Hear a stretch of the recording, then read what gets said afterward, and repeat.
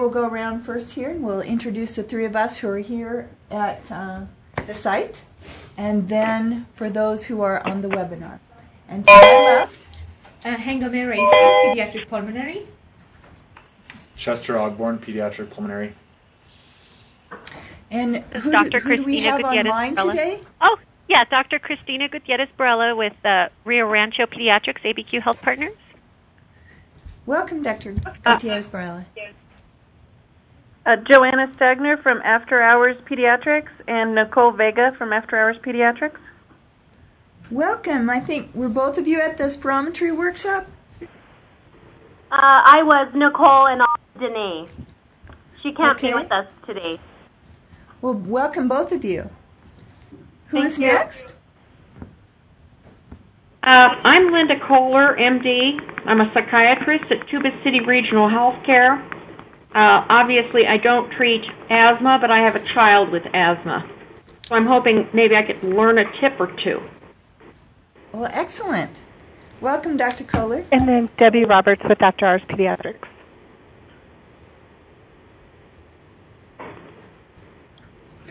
Anyone else?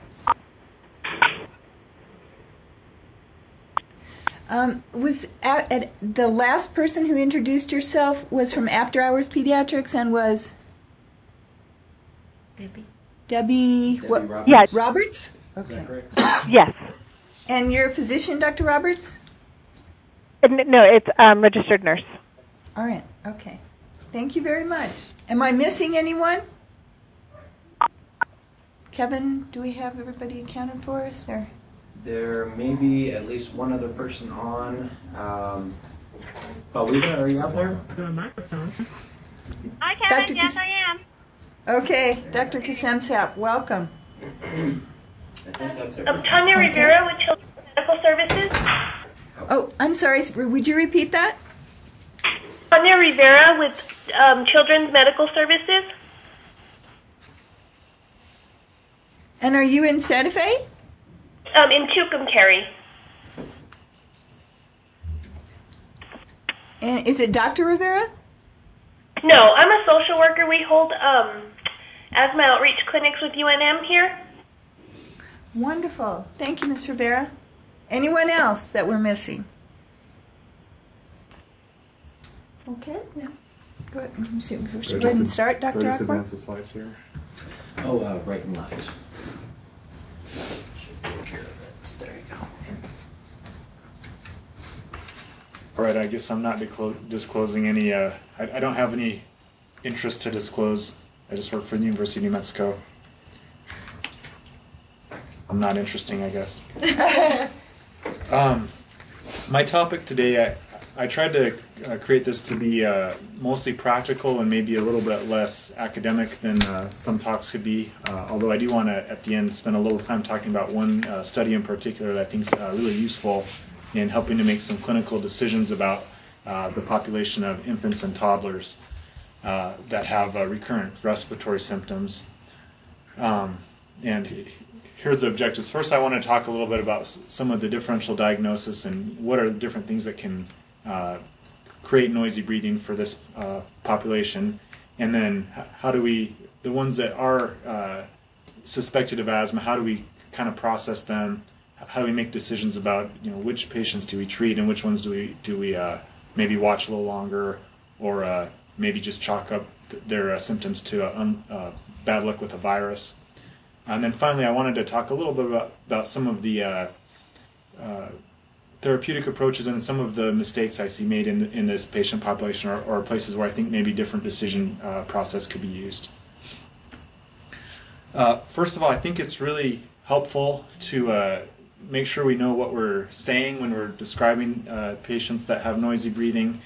And so, especially if you're pursuing a consultation or something, it's nice to get more specific information about what exactly is the baby doing. And for my talk today, I really want to talk about children in the 0 to 4 age group. So just to try to clarify a little bit of terms in here. So, you know, some people say rhonchi or wheezing. I think most of us know what we mean when we say wheezing, but a lot of times families in particular will use the same kind of language and maybe mean something different. And so I try to, when I'm getting history, particularly from a parent, try to clarify what does it really sound like. And frankly, I'll even demonstrate Strider, the high-pitched inspiratory sound, and I'll just let them hear me do it and say, is that what it sounds like? And then finally, sometimes a lot of the noise may be nasal origin, the stirred or more of the snoring quality noise, and so I try to distinguish that in the history. Useful history I think for physicians talking to each other or healthcare professionals talking to each other about a patient is, and things that can really help to narrow down the differential diagnosis are having to do with when is the sound happening. First of all, when in the respiratory cycle is it occurring? Is it in both inspiration and expiration? Is it biphasic? When do you hear it from the child? Has the mom noticed a positional change where she can put the baby in a certain posture and the sound gets better? What happens when the child is more relaxed, like sleeping, or in contrast, what happens when they're worked up or active or crying? How does that affect the noise? And finally, is there a feeding component that's been correlated with this, both in swallowing function or in symptoms of gastroesophageal reflux, spitting up? And is this something that's been present since birth? Has it seemed to get worse since birth, or does it seem to be gradually improving?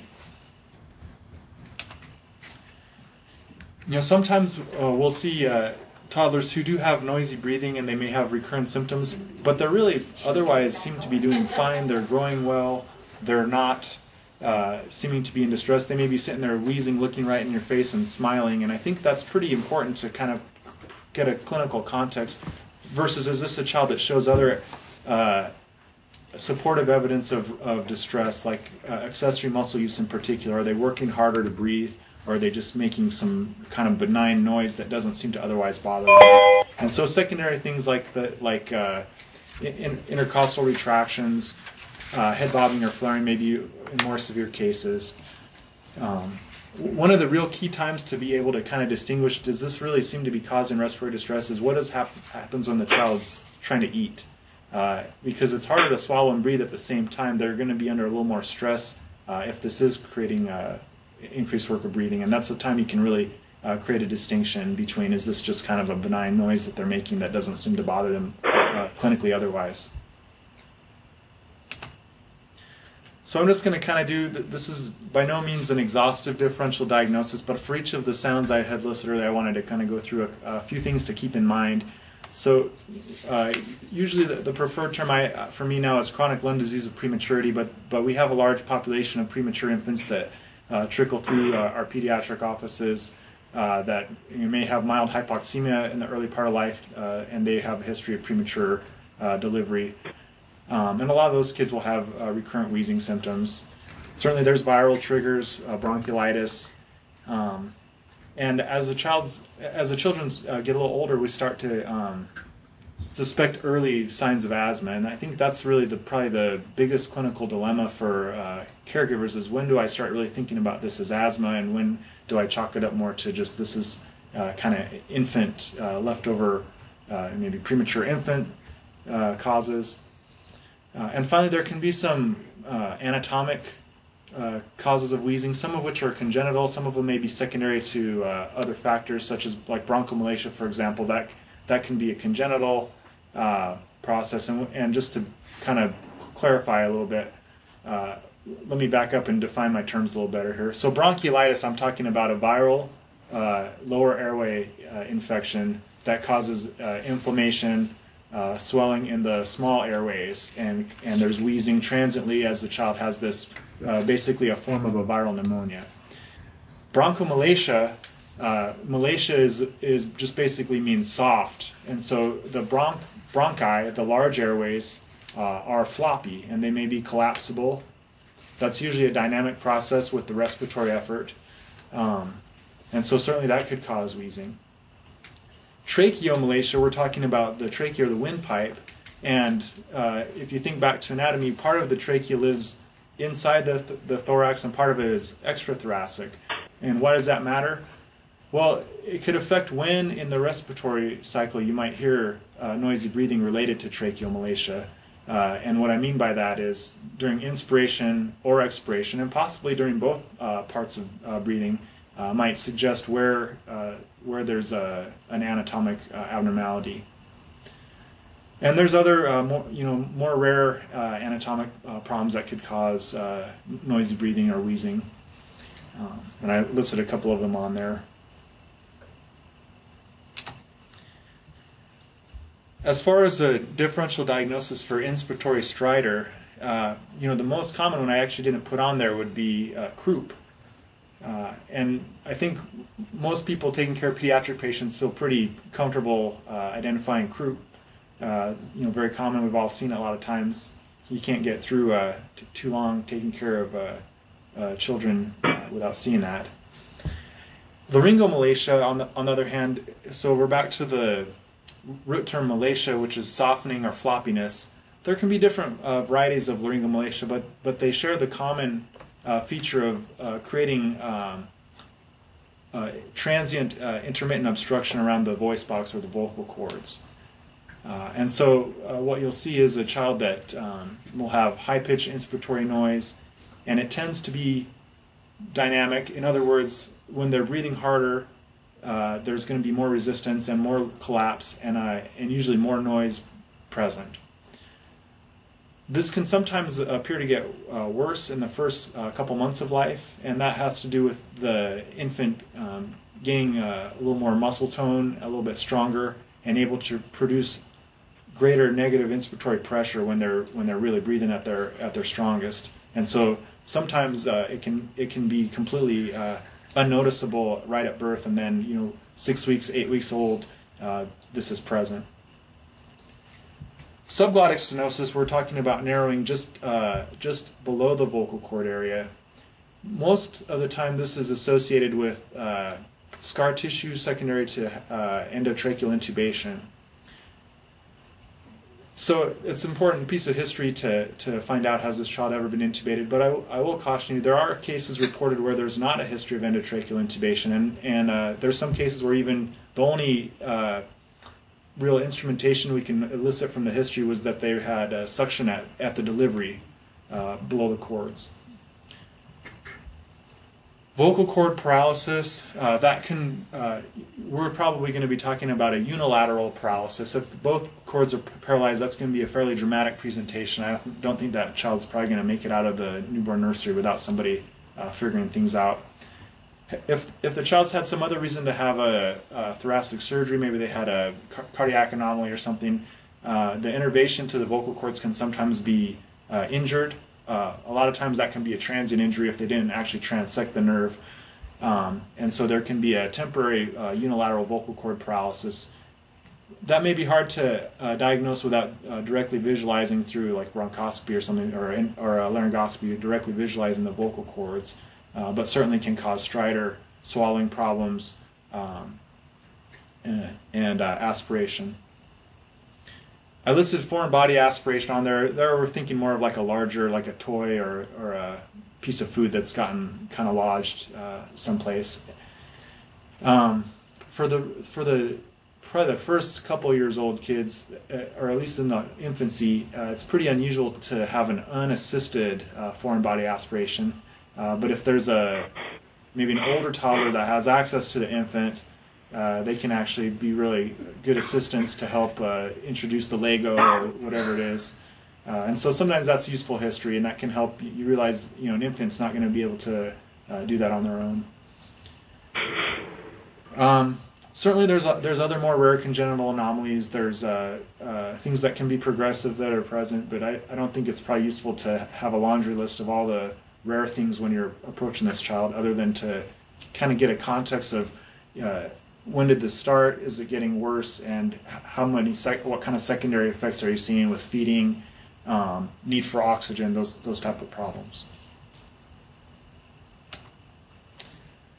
I won't spend too long talking about stridor, but sometimes I see children refer to me that are, quote, wheezing, and really what they're doing is they're mouth breathing and kind of, they just sound like they're snoring all the time, even when they're awake.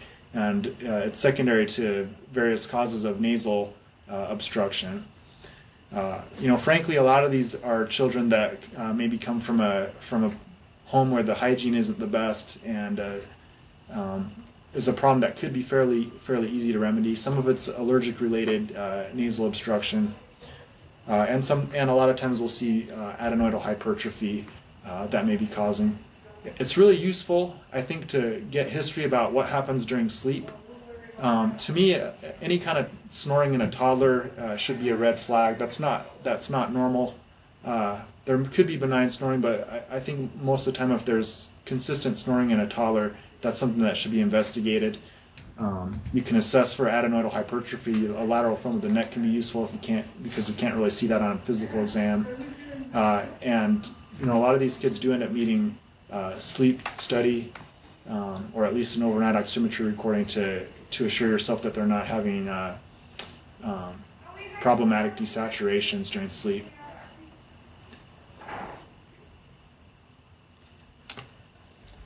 So I think this is a little redundant with my last slide there, but I would say any toddler that's having persistent snoring probably deserves consideration for sleep apnea. And I do want to just say one thing about that. A lot of adults that we see as parents of the patients will have some experience with themselves or a family member that has obstructive sleep apnea. And certainly adults have a lot of secondary symptoms. They may be sapped of energy, irritable. In younger children, we see a little bit different manifestations a lot of times, and one of the things that's really common is behavioral problems, and actually things that look more like ADHD type of activity, and that can be related to poor sleep quality. So I think it's useful to ask about behavioral problems. I've had more than one patient come in that had obstructive sleep apnea, was ultimately addressed surgically, treated adequately, and the child's behavior changed fairly dramatically. Let me just go on to the next slide. So I'm going to change gears a little bit now and talk about the population where we're really talking about recurrent episodes of wheezing or increased work of breathing.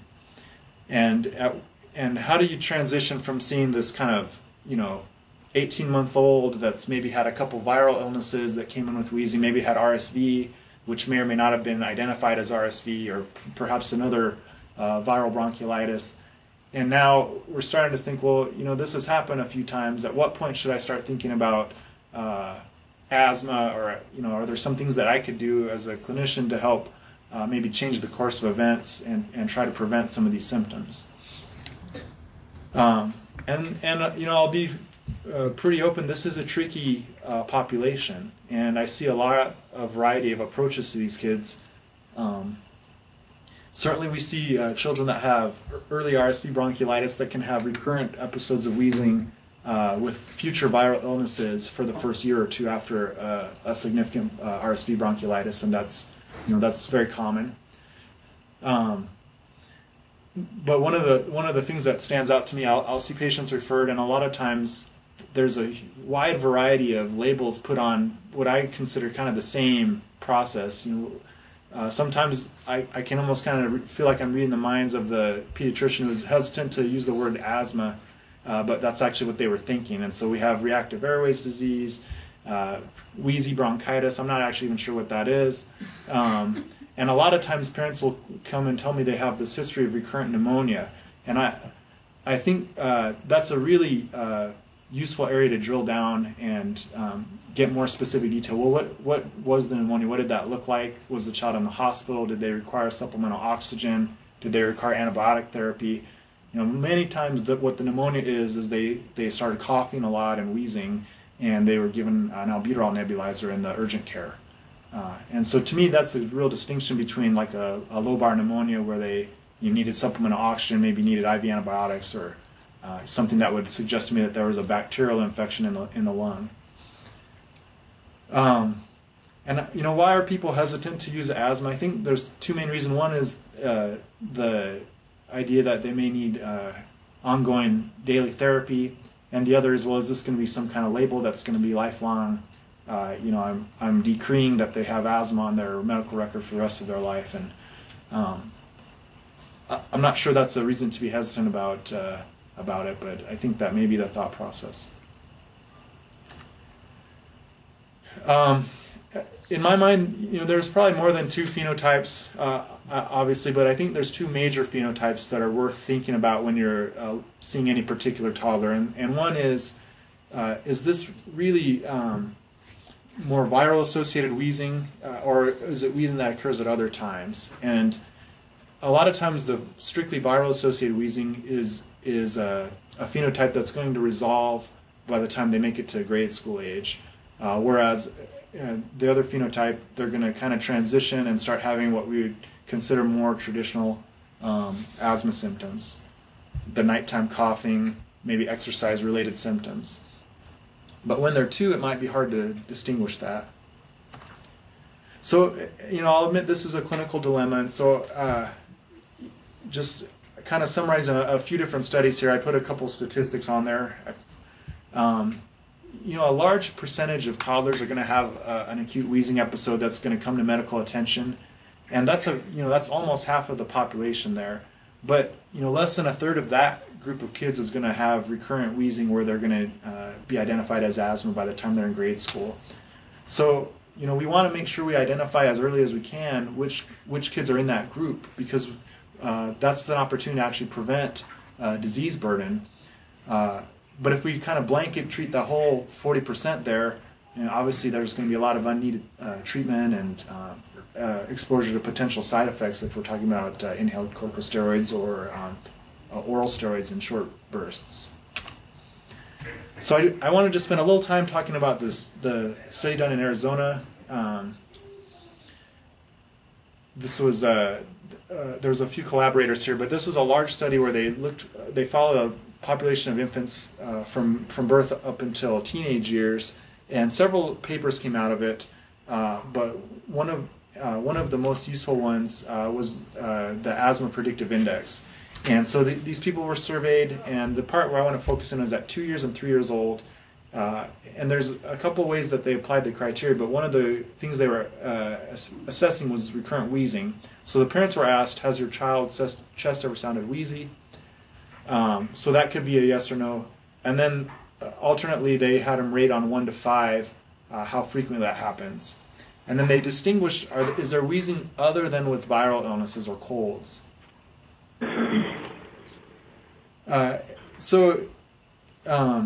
If they just had a yes on the wheezing, there was some loose, that's a loose positive. If they wanted to be more stringent, they had to have at least a 3 on that frequency scale that the parents were answering. And then I'll go on to the next slide where there's the criteria. So the next couple of slides are going to explain this a little better, but from the results of the study and the later, as these children were followed into grade school age and actually were able to see which ones ended up having persistent asthma symptoms, this index was devised. And so there needs to be 2 elements. There has to be the recurrent wheezing, and in this case they defined it by the parents' questionnaire answer. So if I'm applying this to a patient, I need to have that element as part of my assessment. And the second part is a positive on this table. And a positive on this table can derive either from having one of the major criteria, and that's one of the 2 parents had physician-diagnosed asthma, or the patient had physician-diagnosed eczema, atopic dermatitis. Or if both of those are not present, they can still have a positive if they have 2 of the minor criteria. And I'll admit to you, I don't get an eosinophil count routinely on every toddler that I'm assessing. But that can be useful in a particular settings where I'm trying to apply this predictive index. But you'll see wheezing not associated with viral illnesses is one of the minor criteria, or if they just have evidence of allergic rhinitis. So let me just talk about kind of how the numbers change. So if a child has, remember there has to be the first part that there's the recurrent wheezing going on. And then they have a positive of one of those. There's a 75% chance that child is going to go on in school age and have persistent asthma of some severity. And to me, what that means, persistent asthma, to me, that in my mind says this is a child that should be on daily controller therapy. as opposed to intermittent asthma where we're just talking about off and on use of albuterol. And then alternatively, if that predictive index is clean, 2/3 of those kids won't have asthma in the school age. And so if you're trying to make a decision about how long do I give a try to inhaled steroids or how quickly do I want to initiate using those, I think this can be really helpful in that young age group to kind of lean one way or the other. It's not, a foolproof yes or no blood test where you're going to absolutely know what's going to happen, but I think, there's a lot of obstacles to daily inhaled corticosteroid therapy for families to overcome, and this can kind of help how much effort to put into that with the families, or maybe when to cut bait a little sooner if you think it's a lot less likely that it's going to be clinically impactful for that patient. And again, here's the table. So the real key important elements, and I think anybody assessing a toddler with recurrent wheezing, you have to ask if a parent had asthma and assess if the child's had eczema. I mean, those are really important details if you're trying to think about what's going to happen in the next couple of years for this child. And then I'll just briefly, so the therapeutic approach, so if I have a child I've seen and I do think they have a positive asthma predictive index, they do have the recurrent symptoms, to me that's a child that deserves consideration for inhaled corticosteroids. I'd probably start on a low dose or maybe a medium dose with the thought that I'll reassess and hopefully be able to wean down to a low dose if they're under good control in the not too far future, maybe a month following. We try to provide short courses of oral corticosteroids, prednisolone, for a few days so the family has it available for acute episodes, but really we're trying to prevent that. And then there's still, certainly use albuterol, a short-acting bronchodilator. I think it's key to have a reassessment anytime you initiate inhaled corticosteroids. I usually want to follow up about 4 to 6 weeks, so there's long enough to get a sense of a trend of difference that the parent can perceive. And then my last slide here, common mistakes in this age group in therapy. I think a lot of times people get stocked with samples of dry powder inhalers and it's real convenient, but that's really not appropriate for a younger child. There have been multiple studies where the technique to be able to correctly inhale the dose is pretty difficult for children under 10 years old. In my own practice, I won't use a dry powder inhaler in a younger than 10 age group. And all those medications are available in meter dose inhaler. I mean, Advair, we can use a meter dose inhaler, which is more appropriate in a younger group. They should use a spacer device, and below 5 years of age really needs to have a face mask, and the family be demonstrated how to use it correctly. And so sometimes I'll see patients that are given like a spacer more appropriate for an older child that's the mouthpiece spacer rather than covering the nose and mouth. And I think nebulizers have been useful historically, but really with good technique and the appropriate spacer, there's not any circumstance where I think a nebulizer is necessarily preferable to using a meter dose inhaler. At best, I think they can provide equivalent therapy, like if you're administering albuterol, short-acting beta agonist. There's been studies where they've taken the population of kids presenting to the emergency room with asthma exacerbation, and half of them use nebulizer, half of them use meter dose inhaler, and there's really no difference in outcome measures such as who gets admitted, how long do they stay in the emergency room, how likely are they to have a recurrence. But I think there's a perception for a lot of people, and I think this comes sometimes from their pediatricians, that the nebulizer is somehow better or preferable, and that the meter dose inhaler is some kind of compromise that's not as effective. I don't have anything against using the nebulizer. It certainly can be used effectively, but I do think it's a little bit, there's a little bit of risk of the family being put in situations where they don't have their acute therapy available. Maybe they're traveling and the nebulizer is just not as portable. I find that adherence sometimes is not as good because it takes longer to administer the medication. They have to have an electricity supply. So sometimes patients come into me, they have them, they love their nebulizer and they're using it appropriately. I just want to make sure that they also have the meter dose inhaler available for other circumstances, and I'm not going to argue with them about using it, but I don't think if I see them de novo, I don't think I need to introduce that as part of their routine care.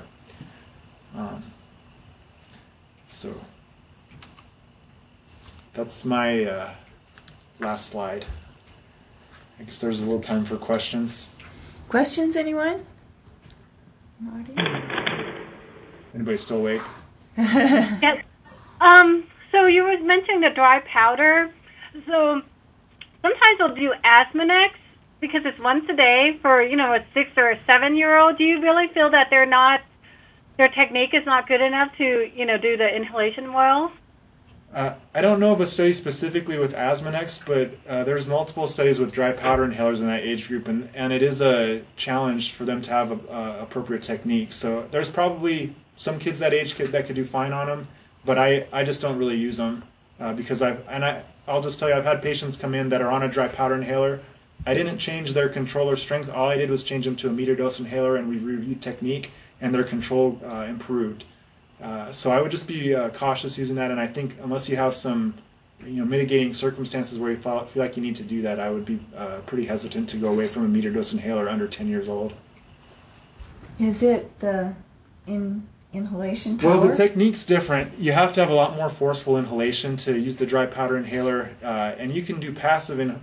We can use a meter dose inhaler with a spacer on an infant that's otherwise not cooperative at all, and they can get adequate medication deposited in the lower airway. So, I think in the middle age group they're starting to be able to cooperate more, but the dry powder is still trickier.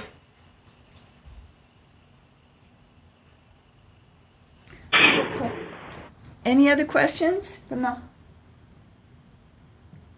have a question about the asthma predictive index, and if you have a patient that meets the criteria and you place them on a controller, do you do a diagnosis of asthma, or since you're going to reevaluate, do you put another?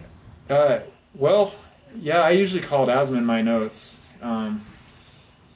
I guess in my own mind, I don't think asthma is necessarily a lifelong diagnosis. I've had patients, I think, if they had diagnosis as a toddler and the symptoms gone, that they can outgrow it. I don't know, maybe that's heresy, but I don't feel like it's irrevocable. So I'm not real hesitant to use that language. I feel like there's some benefit to using that language more clearly with parents, because I feel like that communicates to them a little bit as far as like this is a daily therapy, rather than using euphemisms to mean what I'm trying to say. So if you give them a diagnosis of asthma, and then the predictive index is like based on probability, right? So they could be one of those 25% that didn't have asthma. That's right. So you just say, you give the probability that it's asthma, you write the diagnosis, and then later you say, well, maybe it wasn't asthma. Sure. I think I'm allowed to do that. Be flexible. So I think we can do that as, as medical workers. And there's no, now there's no concern about insurance access because of a pre-existing condition. Yeah, I guess so. And also when we talk about asthma predictive indexes, we are talking about patients who are actually, they may benefit from treatment or how we should treat them. So what we call it really doesn't change the management either. So that's why I think it really doesn't matter even when it comes to insurance company what you call it, because the management is going to be the same. And if you call it reactive airway disease, it actually will be coded as asthma anyway, right? I believe so. Yeah, right. I think that's true. I'll just, I've had older patients that came. I'm thinking of a particular example of a guy that came in. He wanted to be a Navy SEAL, and he had this pre-existing diagnosis of asthma from when he was young, long before I met him, and he wasn't having any symptoms. We did some workup, and we actually did a methylcholine challenge, which was normal. And he, in my mind, he does not have asthma, and that's what I presented for his application paper. So I don't believe that's a irrevocable label. Okay.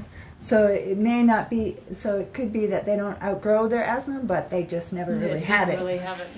I guess my concern is I've seen a lot more patients where people have been hemming and hawing and the family's been given, you know, maybe albuterol to use, and they never really got a clear message that your child needs to be on this daily inhaled preventive therapy. And, you know, I'm seeing them for the third time they're in the hospital, and I feel like, you know, that's the family that I want to make sure we're communicating clearly with so that they understand really what the point of the treatments are. Mm-hmm. So I would like to add actually 2 comments. One was about use of dry powder inhalers at this age group, because some of the dry powder inhalers are approved actually for age of 4. But we did a study in our institution too, and we saw there is a lot of variability in inspiratory flow that they can generate for this age group, the 4 to 6, 7 years old. So that is why, unless you know your patient is having a perfect technique, you may want to consider middle-dose inhaler. We saw a lot of variability, although the medication, the Discus, is approved for down to age 4. So again, if your patient is having a great technique, wonderful. If not, if you have any doubt, middle-dose inhaler and spacer would be the best choice. And that also applies for adults. Because there are some adults that can't figure out how to do it correctly, even with in-check dials and other things to test their technique. And so, or they don't do it right. And so sometimes if there's, or they have dysphonia from the dry powder depositing on their vocal cords. And so sometimes I will switch to a MDI form from a dry powder if the patient can't do it right, or they're uncomfortable, or their symptoms aren't well controlled. Sometimes I'll say, you know what, maybe let's just try it in this other version and see if it works better for you. So it's age spectrum for the whole thing. Great. So, and one more thing about management of these toddlers and use of low-dose inhaled corticosteroids. As Dr. Ogborn mentioned, we really do not have a lot of studies as how to manage these kids. We have come up with this asthma predictive index that we use it actually for all of our research projects. We are in the process of starting one new study that we are going to compare low dose of inhaled corticosteroids daily compared to Montelukast 4 milligram actually for this age group, compared to PRN use of albuterol plus Flovent. So these are 3 different options that we have. We really don't know which one works better. So we are starting a study, which is a NIH funded study through AsthmaNet next month, to actually see what might work better. And what we are hoping to say is that maybe as needed use of both inhalers, albuterol and Flovent work better. So, and hopefully that would increase compliance. So we do not have to use a medication like inhaled corticosteroids every day when we know it prevents the symptoms, but it is not going to prevent having asthma later on in life. It doesn't change the progression of disease. That was my research scoop on this. Are you recruiting? We're going to start recruiting next month. We just got IRB approval today. And yes, we are it's going to be in 13 centers that we're going to recruit patients. And we are one of them. I really don't want to rain on the parade, but I just wanted to add that the consensus of the data up to this point is that intermittent use of inhaled steroids is probably not effective. Right. Correct. Right. Correct. So that's why we are doing this head-on comparison to prove it one way or another. Correct. But we do have patients that they come to our clinics and they are on Pulmicort. My point in making that comment was just in terms of making clinical decisions for patients right now. Correct. Absolutely. And we have 2 cases to be presented.